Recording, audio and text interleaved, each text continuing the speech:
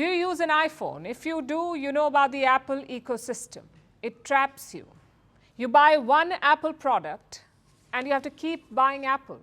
Devices, services, software, everything Apple. If you want an app, you have to go to the Apple App Store. You cannot buy Android. If you want to iMessage someone, they must have an Apple phone. iMessage works only on iPhones. Same with accessories. You want a smartwatch or earphone or charger, you'd be inclined to buy Apple because non-Apple accessories do not work very well with the iPhone. It's like a relationship you cannot exit. Until recently, it applied to the charger too. You couldn't charge your iPhone without Apple's Lightning cable. Thankfully, that has changed. Not because Apple had a change of heart, but because the law mandated it. And now lawmakers are going after the rest of the Apple ecosystem.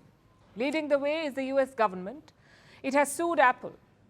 And this is a landmark lawsuit. If the US government wins, it could reshape the most powerful tech company of our times. It's already making investors jittery.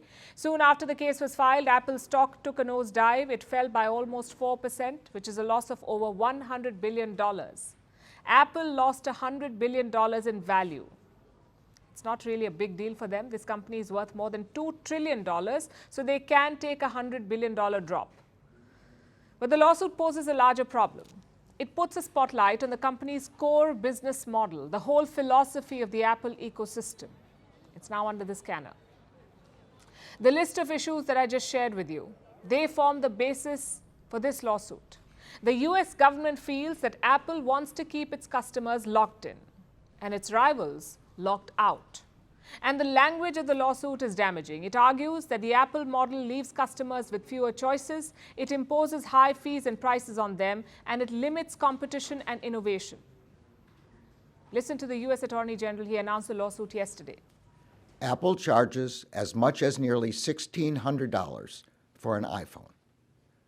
But as our complaint alleges, Apple has maintained monopoly power in the smartphone market. Consumers should not have to pay higher prices because companies break the law.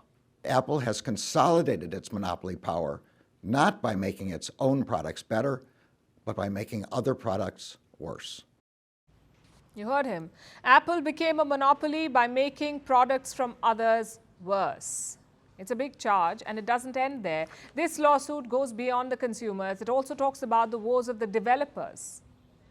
These are people who make apps for Apple, or the companies that make apps for Apple. Apple has complete control over which apps can run on its platform. It does not allow what's commonly called side loading.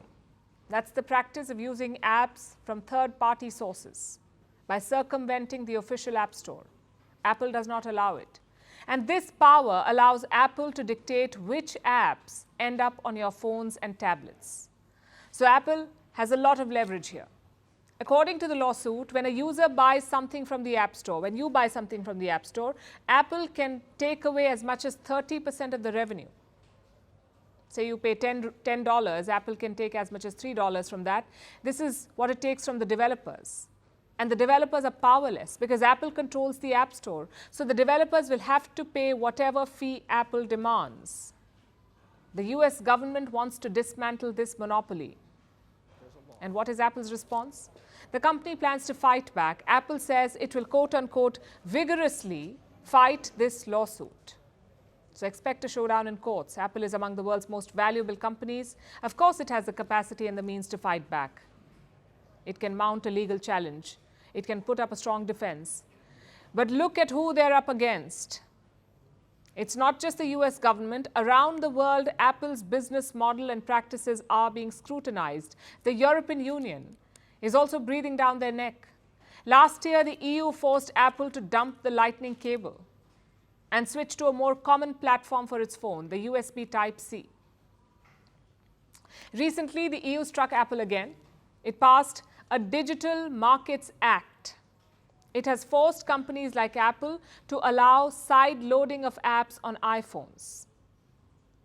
And the US is trying to do the same through this lawsuit. Apple has been facing legal trouble here in India too. Since 2021, India's competition watchdog has been probing Apple. It is called the Competition Commission of India, or CCI.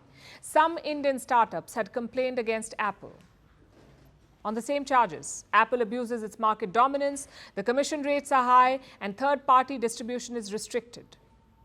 Plus, India has been mulling a new law, something along the lines of the EU's Digital Markets Act. It's called the Digital Competition Bill. Its provisions are similar to the European law. The bill may push Apple to open up its walled garden. Reports say Apple is opposed to this bill. But you see the pattern. Across the world, Apple is under scrutiny. It will put up a strong resistance, yes, but it won't be able to walk away without taking a few hits.